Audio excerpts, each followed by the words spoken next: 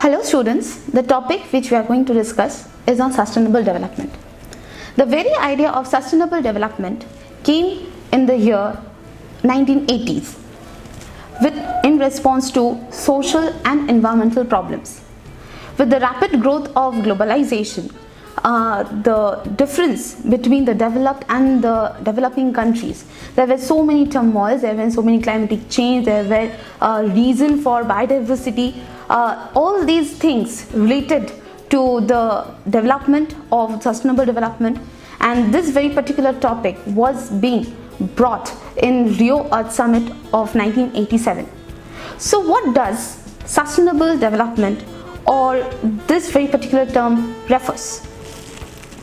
Sustainable development refers to a development which meets the need of the present time, as well as it is very much thinking about the future, that how the future people or how the future generation would meet up with their own needs or come back with their own needs. The basic difference or the basic problem which realized that there should be sustainable development was due to the climatic change, was due to the rapid growth of globalization, urbanization, industrial development, and so and so. The problem didn't only stop there. The problems shifted to basic clean drinking facilities, health care, and education also. The problem of understanding the production process, or the more use of energy, or the less use of the more use of energy, the more use of natural resources, which was taking us to a devastating state, and which is taking the climate as a whole in a devastating state, where in recent years there would be short of natural resources. So in order to combat all these problems, the very fact or the very term of sustainable development or the developmental theory got introduced. There are certain principles which came into realization to maintain the sustainable development. Certain principles are being followed, and the principles which made sustainable development more impactful are intergenerational equity, use and conservation of natural resources, your precautionary principle, polluter's principle, environmental protection, financial assistance to developing countries, obligation and access and cooperation, and even poverty eradication. I would like to explain these particular principles in one-liners only. First of all was intergenerational equity.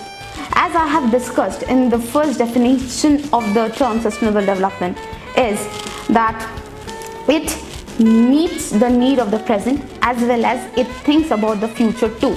So when I'm talking of the future and the present, so the intergenerational difference or the intergenerational link is present. So if the present is not being satisfied, then the present would not be thinking about it for the future. So to conserve the future generation, present should also be satisfied. Second thing is your use and conservation of natural resources. The natural resources which we use, it should be used in a very systematic, in a proper, in a disciplined manner. It should not be like, yes, we have hell lot of amount of things and we should be wasting it to a certain another level.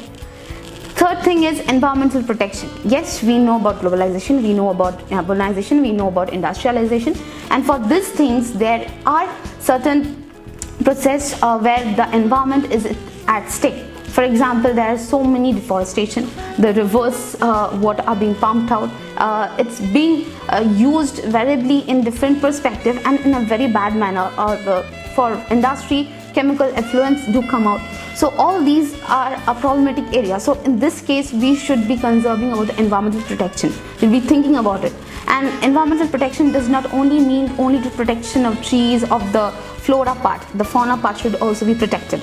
The animals, their lifestyle, their habitat, their biodiversity should not be disturbed. Third is precautionary principle. Whatever process, whatever steps we should be taking it on the basis of precautionary principle. We should take steps thinking about what problems can come up to us. It should not be like, okay, let the problem comes and then we will think of the solution. No, it should not be like that.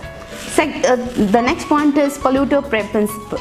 Now this very principle is very much, to be very honest to say, this principle is very much fine, because if you pollute, if you do any sort of crime, so this thing would make you pay the fine of the environmental problems. Thank you.